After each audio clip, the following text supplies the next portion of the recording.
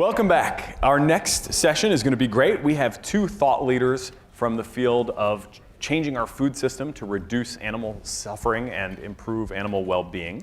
First, I'd like to introduce Brian Kateman. He is the president of the Reducitarian Foundation and editor of the Reducitarian Solution: How the Surprisingly Simple Act of Reducing the Amount of Meat in Your Diet Can Transform Your Health and the Planet. The book was just released by Penguin Random House this April. Previously, he was innovation manager at the Good Food Institute and has served as a consultant for the Center for Effective Altruism. Please welcome Brian Kateman.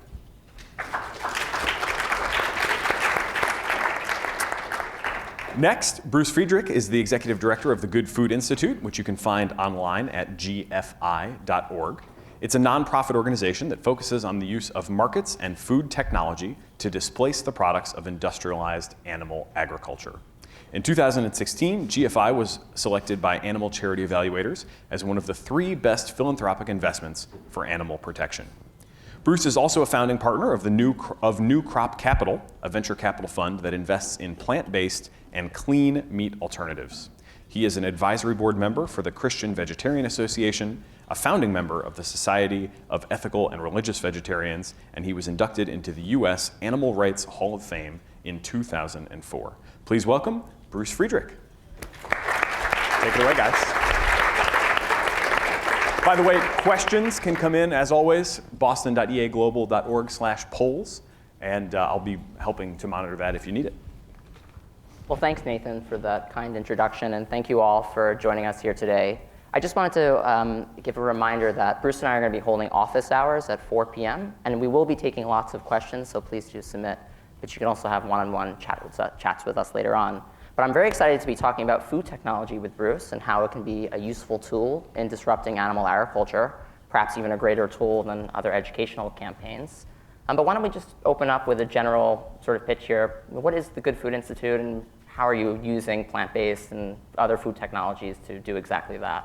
Cool. Thanks, Brian, and thanks, Nathan, and thanks to everybody who's organized this conference. It's really fantastic to be among so many people who are asking, how can we be most effective with our lives, and also how can we be most effective with our philanthropic resources. So absolutely a huge fan of effective altruism, and in fact, the Good Food Institute was founded specifically and explicitly as an EA charity. So at the Good Food Institute, we ask ourselves consistently, what is the most effective and most efficient way that we can be spending our time and spending the money that our donors so graciously give to us. And GFI is a 501c3 nonprofit organization. All of the money that comes into GFI comes from individuals, and an awful lot of it comes from individuals who are interested in EA.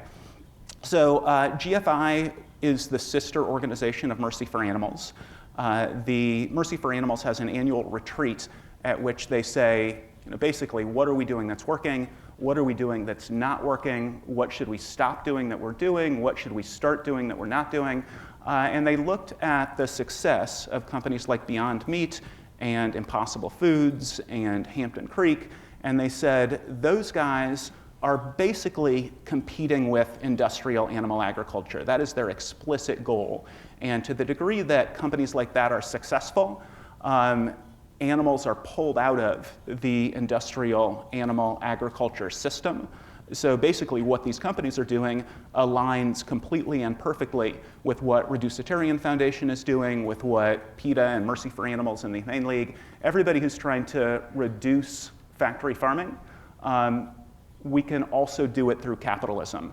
And then the question was, well, how can we help that as a nonprofit organization? Can we? How can we? Mm-hmm. And the decision was made, yeah, we absolutely can. And then the question was asked, why do people make the food choices that they make?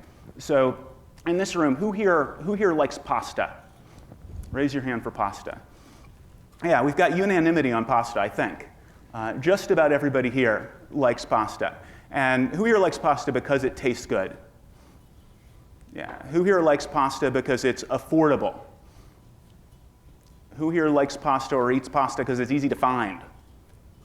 Yeah, and any room in the country, that's pretty much what it looks like when you ask, do you like pasta? Why do you like pasta? People like pasta and just food in general because of taste, because of price, and because of convenience. And if you look at what people are actually eating, if you go to a grocery store or you go to a restaurant and you survey what people are purchasing, it's price, it's taste, it's convenience that dictate consumer choice. In polls, people will say they care about the environment, or they'll say they care about animal welfare, or they care about food sustainability, or whatever else. But if you look at what people are actually buying, I mean, half of Americans eat fast food on a weekly basis. 80% of Americans eat fast food on a monthly basis. So the idea of GFI is to do what these other companies are doing to create the products that compete with industrial animal products on the basis of the factors that actually dictate consumer choice: price, taste, and convenience. And everything that we're doing is focused on making sure that plant-based meat and clean meat make it to price competitiveness and taste competitiveness as quickly as possible. So let's talk a little bit about these products. How exactly is it that scientists are innovating both plant-based products and clean meat? And maybe you can also explain a little bit more what clean meat is, in case some people in the room are not familiar. So the sort of brainstorm of Impossible Foods and Beyond Meat, and also the Good Food Institute, is that people eat meat despite how it's produced. Mm-hmm. People don't eat meat because of how it's produced. There aren't a lot of people wandering around saying, gosh, I like that meat requires exponentially more resources than than legumes, or gosh, I really like the climate change impact of meat, or the cruelty to animals of meat. People eat meat because of how it tastes.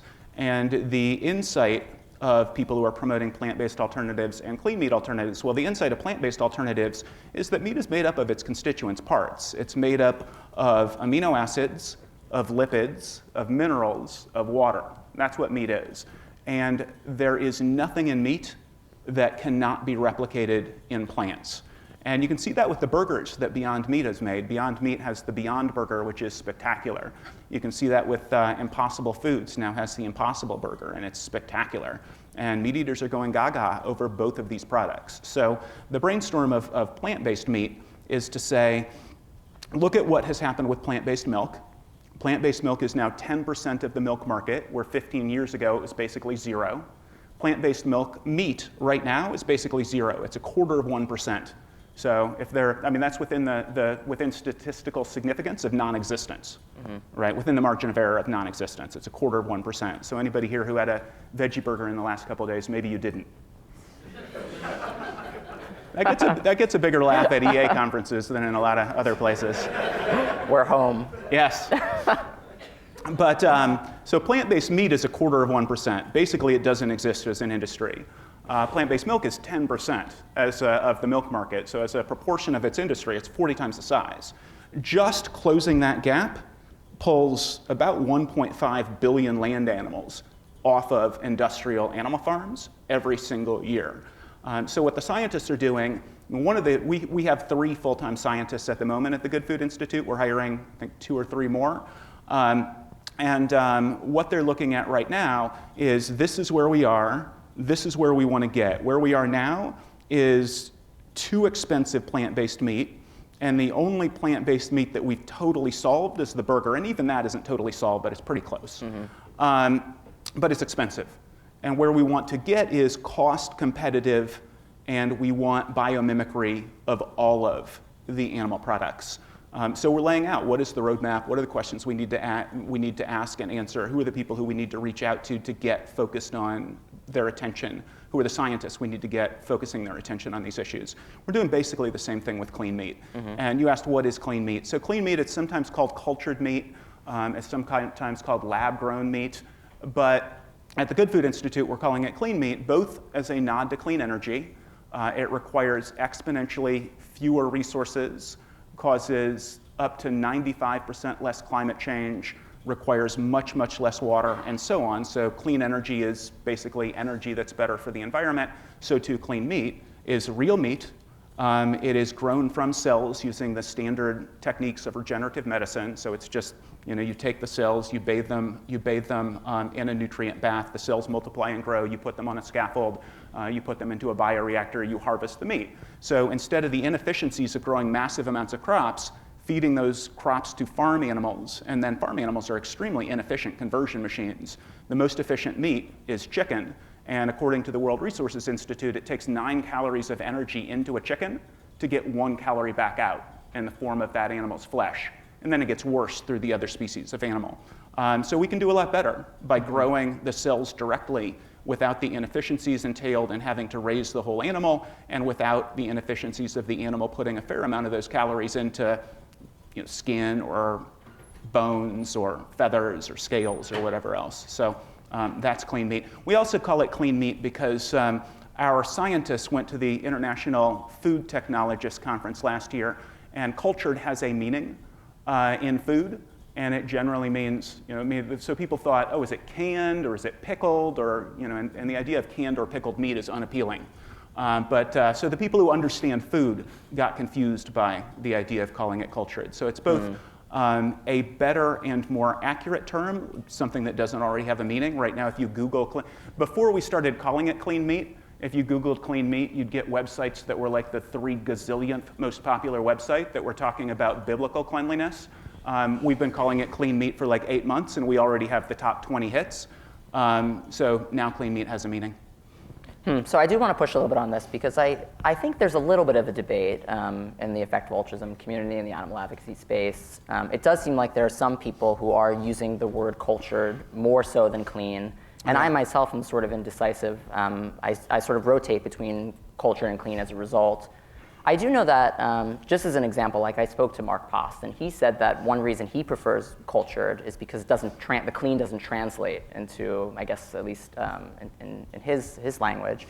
I know I've published op-eds before, and sometimes when I use the word clean, clean gets sort of described for both plant-based meats and cultured meats, whereas when I use cultured.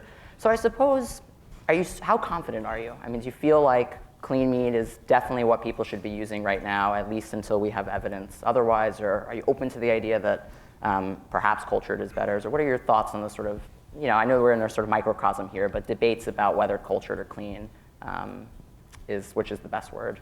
Yeah, I mean, I don't think that clean is the perfect word. I certainly think there is a critique of calling it clean meat.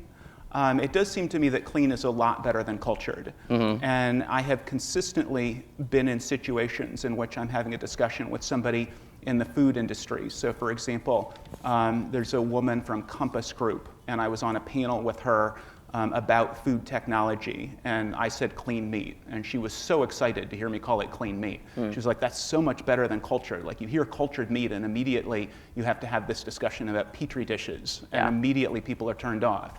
So you have a conversation with somebody about clean meat, and right away you're focused on what are the benefits. You're focused on the fact, it is actually one of the other reasons we support it. And I think the first hit, if you Google clean meat right now, the first hit is a blog that I wrote about why we're calling it clean meat. Well done. Yeah, thank you. It's clean meat, the clean energy of food. And the other thing that I point out is that clean meat is just a cleaner product. Yes. So whether you're looking at organic, regenerative meat, or you're looking at factory farmed meat, either way, you've got farms and you've got slaughterhouses, and consequently, you've got significant bacterial loads. If you're talking about industrialized animal agriculture, you also have the antibiotics and the drugs that the animals are fed. Like, all of that goes away with clean meat. So you call it clean meat, and you're talking about the fact that it's a cleaner product and a more environmentally friendly product. You talk about cultured meat, and immediately you're conjuring up the idea of growing meat in a petri dish. And in fact, as you know, you conducted, when you were at GFI, you conducted a study in which consumers were tested. There was about a 20% greater support for clean meat when the technology was described to people over cultured meat. Animal charity evaluators conducted another study. They found 25% greater consumer acceptance. So as we're thinking about having these conversations and setting this technology up for acceptance, it seems to me, 20% greater acceptance, 25% greater acceptance out of the gate. That's probably, if we want the product to be successful, the term we should be using. Whew, home run, hit that one out of the park. All right, cool. I'm sure there are people who prefer culture who think I just botched it. Perhaps this could be a tough room. Well, let's talk about this.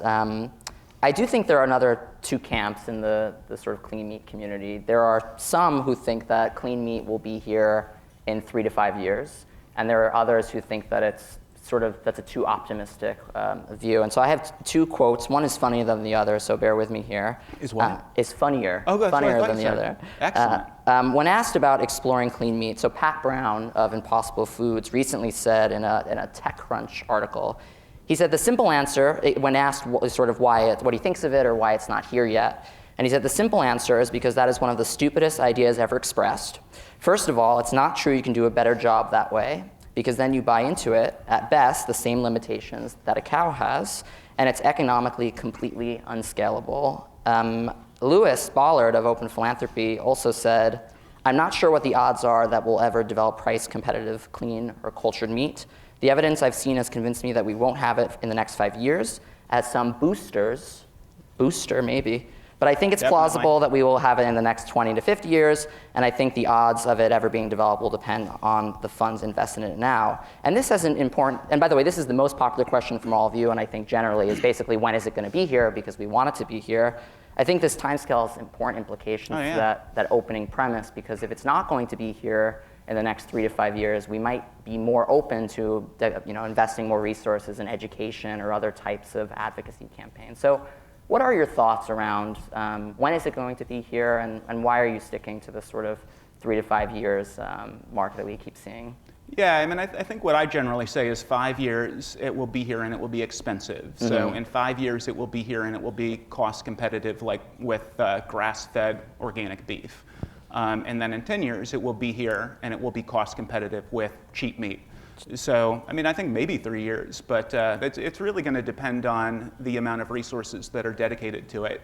And so I look at somebody like Mark Post, and Mark Post is the Maastricht University researcher who got $1 million from Sergey Brin to create the first clean meat hamburger.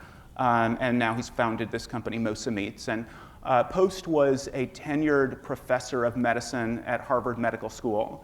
Now he's a professor of tissue engineering at Maastricht University, which is one of the top medical schools in Europe.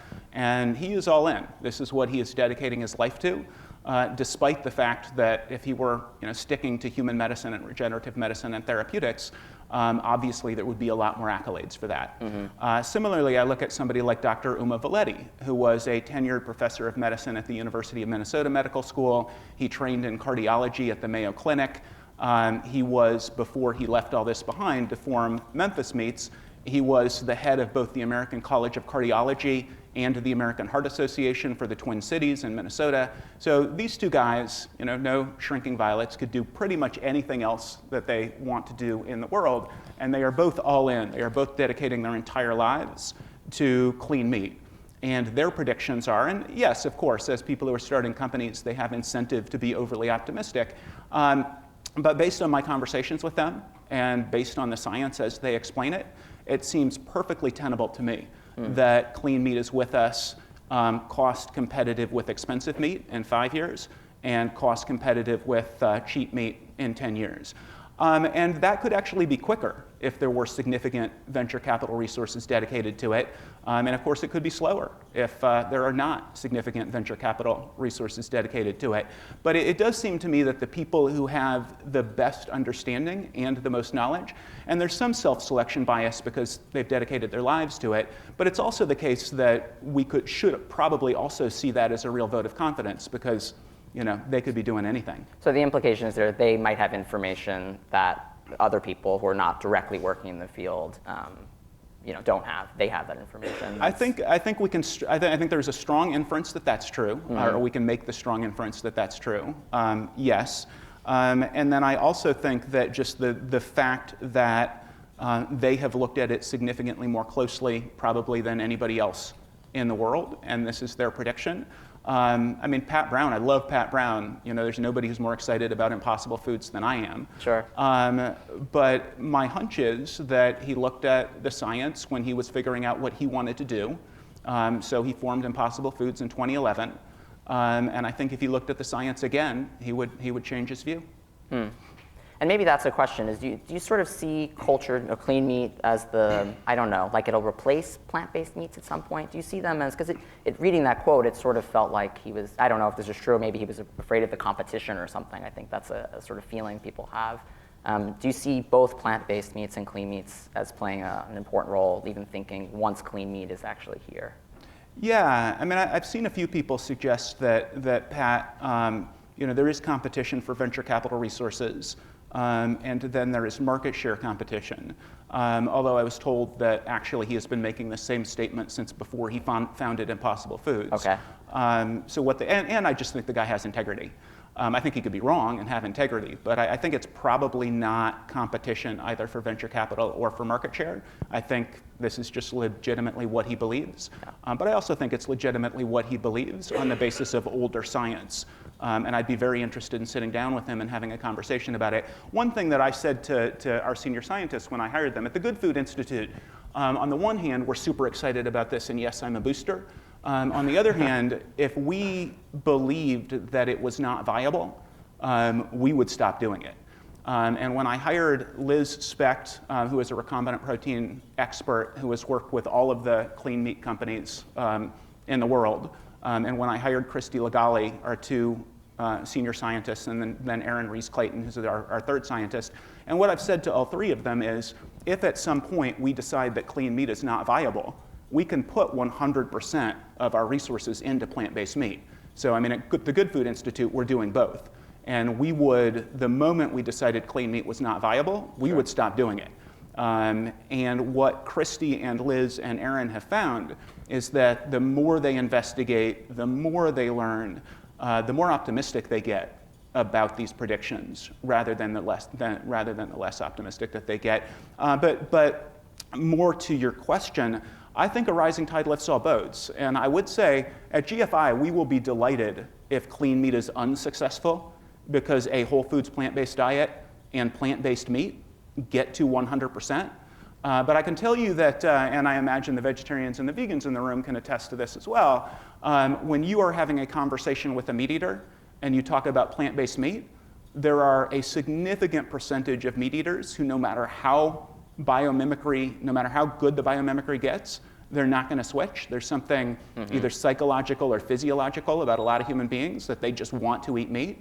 But they don't just want to eat meat because it's cruel and resource inefficient and all these other things. If we can grow meat in essentially meat breweries, and that's what clean meat looks like, without all of the harm, and it's a safer product, I think everybody who's sort of a meat holdout probably switches. So I absolutely see them as complementary. And I think the venture capital funding is complementary, and I think it is a case where a rising tide lifts all boats. Like, the more that Memphis Meats is successful, the more that Impossible Foods will be successful, and vice versa. Cool, okay. And in thinking about that, so let's say that 3 to 5 year timeline, what has to happen? I think this is the next most popular question. So what do we need to do in order to make that achievable? Or is I think it's sort of, to some people, it almost feels guaranteed. Like, they'll often say, I'm not worried about my personal diet because I know that cultured meat or clean meat is just around the corner. So do you feel like there are things that have to happen in order for us to arrive at that celebratory moment? And if so, what are they, maybe for example, from a technology perspective? Yeah, I mean, I think there's a degree to which it's inevitable. But it's going to happen more or less quickly. And so at the Good Food Institute, my hunch is not that we will be dispositive in the success or not success of these products. But I do think that we can make these products successful much more quickly. So you think about 9 billion land animals and 20-something billion sea animals slaughtered every single year. If you make a 1% dent in that, that's sparing an awful lot of animals from agony that's significantly worse than probably anything most of us have ever experienced. So there's a lot of value in diving in and trying to ensure that it happens as quickly as possible. And one thing that I think has to happen is there have to be a lot more companies in this space. So at the Good Food Institute, anybody who would like to see our strategic plan, I would be delighted to send it to you. And anybody who would like to get on our monthly highlights list, I would also be delighted to add you to our monthly highlights list. So my email address is just brucef@gfi.org. If you forget that and you go to gfi.org and our team, everybody on our team, there's just a link for email addresses. So I'd be delighted to send you our strategic plan. I'd be delighted to add you to our monthly report highlights list. And that spells out what we think is going to be the best path forward for us as a nonprofit organization. I should also say at this point that we have 17 job openings at GFI. And so we've got a director of communication, we have an academic research advisor, we have a director of science and technology. We have a lot of openings. So if people are thinking about how you're going to spend your 80,000 hours, check out gfi.org/jobs, and we may have something that would be a phenomenal way in to these technologies. But I mean, I don't think we're going to be successful if it's just half a dozen companies. There aren't just half a dozen meat companies. And oftentimes, I think vegans and vegetarians, they say, well, I've been eating tofurkey for decades and it's awesome. And tofurkey is awesome, in my opinion. I love tofurkey, I love field roast, I love Beyond Meat, I love Impossible Foods. But remember, all of these companies combined are $500 million a year against a meat industry that is $200 billion a year. So they are 1/4% of the market. There is a lot of room for more companies in this space, and it's not going to be a viable market sector until there are more companies in this space. Well, I think that comes to an audience question and also one of mine, so I'll blend them. How successful has GFI been in launching new companies? And from the audience, is the main constraint capital or is it talent in terms of what we need to do in order perhaps to create these companies or other initiatives we might undertake? So in reverse order, I think the main constraint at this point is talent. We're pretty early on, but there are not any examples of plant-based or clean meat companies that have tried and failed yet, of which I'm aware.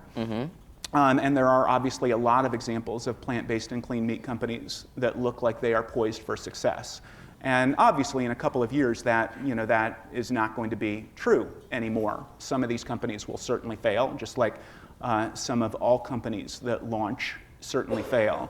But at least right now, for companies that have a good business plan, a really strong leadership team, are looking at something that is either white space or they have a clear theory of their business case going forward, et cetera. I think there's a very high likelihood that they fill at least their seed round and probably their Series A. And I'm not familiar with any companies that haven't done that yet. At GFI, we have started 2 companies. We started a plant-based seafood company, and we started a plant-based meat company in India. And we have about 20 white space ideas. So white space ideas are companies that we think are likely to be viable and that nobody is doing this yet. And we'd be happy to share our white space ideas with anybody here who's thinking about starting a company. And we have monthly calls at which entrepreneurs come together and we talk with them about the work that GFI is doing in the scientific space. It's an opportunity for people to go back and forth and share ideas. We also have a Slack group, an entrepreneurial Slack group at this point. And anybody who's thinking along those lines, I would be delighted to involve you in all of that. Cool, awesome. Okay, well, I feel like we're kind of on a game show, so let's play a game. What would an EA do? I'd like you to meet Tracy. She has a deep understanding of and interest in cellular agriculture and enjoys conducting research, but she also has a perfect constellation of entrepreneurial qualities. So Bruce, should she start or join a clean meat company or join a research lab, or should she get a PhD and sort of hone her cellular engineering skills and then get a job? And I think, maybe to be less comical, there are probably students or young people here who are thinking about how they can most contribute to this space. And it's, as EAs, we often get caught up in, what's the most effective way to do that? So I don't know, maybe you can walk us through how you would go about thinking about how to answer that question. Well, the first thing I would do is as soon as this session ends, I would corner Marie Gibbons right here in the front row, the blonde with the sunglasses on. And she is a research fellow with New Harvest, which encourages and oversees a bunch of people who have chosen the option of doing the actual research and making it open source so that everybody can benefit from it. And I think there's a tremendous amount of value in that, and the work that she's doing at NC State is spectacular, like really exciting stuff. Thanks, Marie. Marie! Woo! she didn't look like she wanted the attention on her, so I thought I'd give her a shout out there. Yeah, I saw that too, and then I piled on. So sorry. So I think there's, really the short answer is I think it's going to be situational. Okay. And I think different people are going to land in different places. I tend to think, and I would encourage, obviously nobody's going to make this decision on the basis of limited information. I think people should have conversations with the folks at New Harvest and the people who are actually doing it, like Marie. Yeah. Anybody who's interested in making this sort of a decision, we have multiple people at GFI who would be delighted to chat with you. At the end of the day, I think if somebody has the capacity and the wherewithal and the desire to start a company, you can bring millions of dollars into that space in a way that is a lot harder to do if you're doing that research in an institution. And I think no matter where anybody lands, obviously huge self-interest in this part of my answer, but I do think that coming to work at GFI, if you have the capacity to be our academic research advisor or our scientific innovation liaison, our scientific innovation specialist, or our director of science and technology, my hunch is that an awful lot of people are going to come to GFI, stay for a couple of years, and to then go join a company. And what I say to people when they come to work with us is just make sure you hire your replacement. It's fine with me if you want to use GFI as a stepping stone. That gets more people into this work and gets more companies started. And if somebody comes and works with GFI, they'll learn who all the players are. They'll get a deep dive into all of the white space companies that we think should exist. They'll meet all of the people who are doing this at other places. So I think working at GFI is a great option. I think working at a university is a great option. I think starting a company is a great option. And I imagine it's going to vary a lot depending on who the person is who's making that decision. Cool. Well said. Okay. We have time, right, for a few more questions here? Good. I have about 8 minutes and 15 seconds. Oh, there it is. Put that right next to me. So we just held our first Reducitarian Summit, and we had a panel specifically on cellular agriculture. And I think the major concern, this was a diverse audience, so human health experts, environmentalists, and some animal advocates. And I think a major concern was around transparency and concerns around genetically modified organisms. I suppose how important is transparency in this space? Some people I've heard are concerned about these companies have proprietary information that they're not sharing in a sort of open source format, which might advance the research further, for example, if it was in academia. I don't know, and perhaps that also, there's a lot in there, but how do we sort of dispel those myths, right? We don't want people to freak out about cellular agriculture or clean meat. We want them to understand it, and rather than what we sort of seen what happened with GMOs, maybe there's lessons there to avoid that. So what should we do, Bruce? That is a lot of questions. You can handle it. Yeah, and I love this format, but I will say it's one of my qualities is not the ability to be concise. So I think there's a quote from some rhetorician who said, if you want me to talk for a couple hours, I'm ready to go.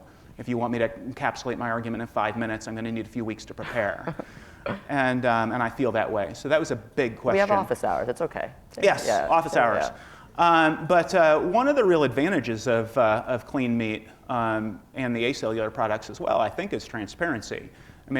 So with animal products, they're actually passing laws to make it illegal. There aren't laws to make it illegal to go undercover on in a retirement community. There aren't laws to make it illegal to go undercover really anywhere, except on factory farms and slaughterhouses. These places are locked up like Fort Knox, and they're deathly afraid of anybody finding out how meat is made because they know that turns people off of it.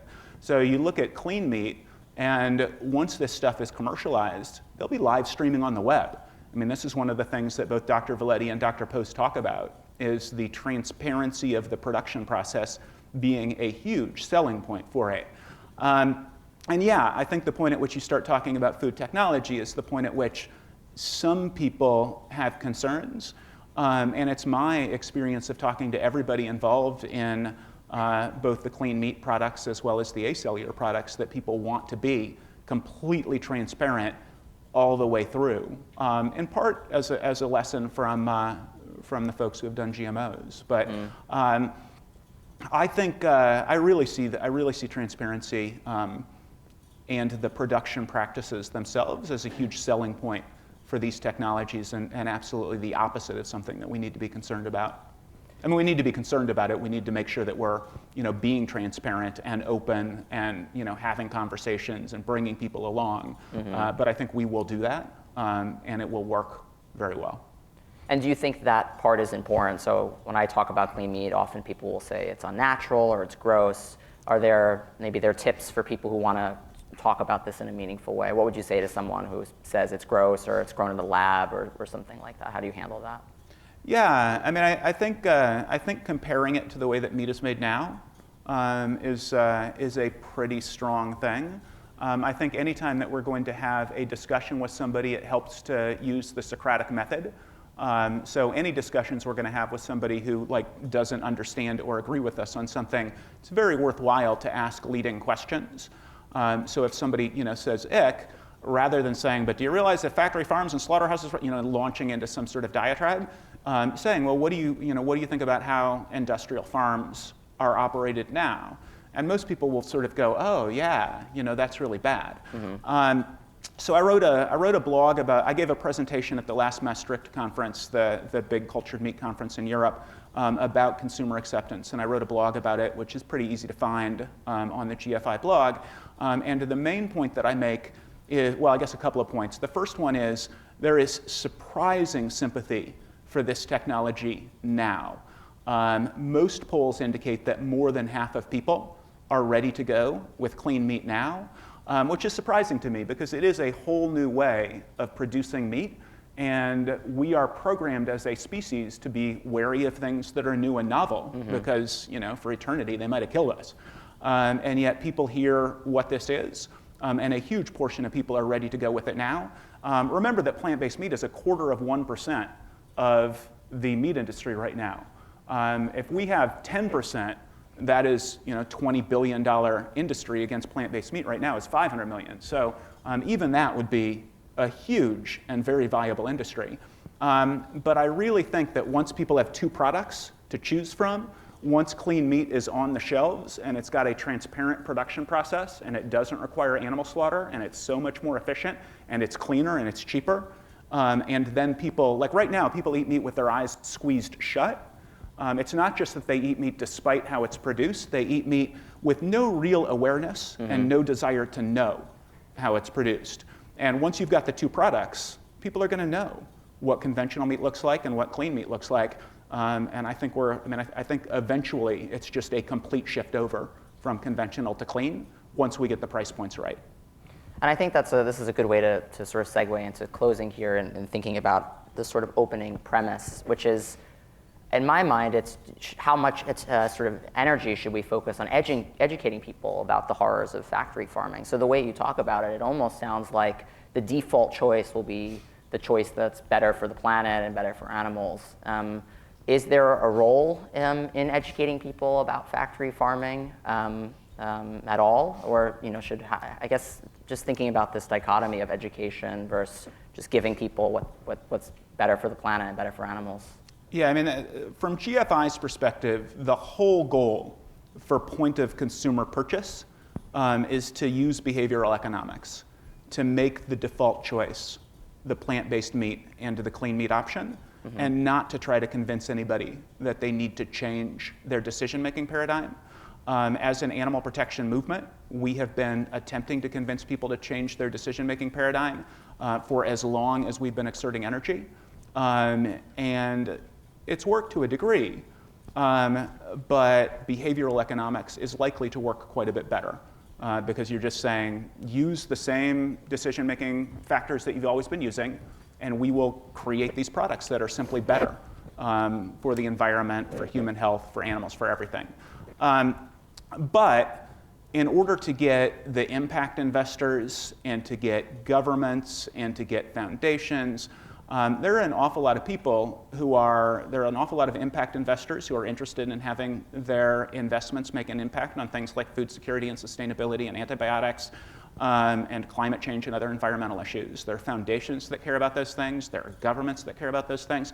Those arguments are going to be the difference between a quick shift, and I don't think no shift, because those arguments are just going to come up no matter what.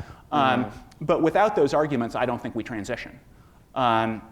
So for example, I have a thesis that there are probably 75 or 100 people in China right now who, if we reached them and they got excited about clean meat, they could get us to cost competitive meat by redirecting the Chinese. But you basically make the argument that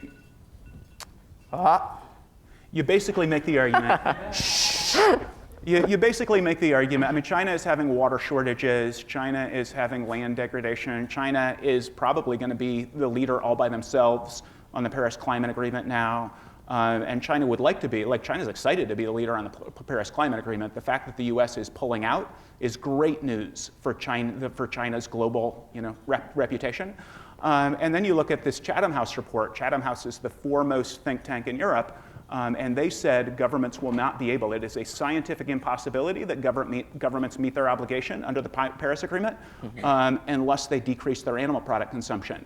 So these sorts of arguments, as well as the antibiotic argument, you want a real scare, and probably a lot of people in this room know about this, but if not, Google antibiotics, farm animals, China. The stuff that pops up in reputable journals is terrifying, and the Chinese government knows about it. So I think if we reach the right people in China, which we're going to start doing in a concerted way by the end of the year as we expand our international outreach, there are people who would have the capacity, because China is not a democracy, to steer $1 billion a year to clean meat research, to just basically dedicate Chinese agricultural universities to this issue. And then we have cost-competitive clean meat relatively quickly. So I think the moral arguments are important, both because they help us to actually develop these technologies. I also think everybody in this room who cares about animal protection is going to recognize that the society that we want is one in which people care about all animals, not just human beings. I mean, we don't get there unless we're educating people about why they should care about all animals. So I think toward our long-term goal, continuing to do that education and have those conversations is absolutely critical. So I see the two as complementary. I don't think we should do less education, but I definitely think we should do more that's focused on creating alternatives for people and helping people make the transition. Great. Okay. Well, with that, we've run out of time, but we can continue the conversation at 4 during office hours. And please give a great round of applause for Bruce for joining us.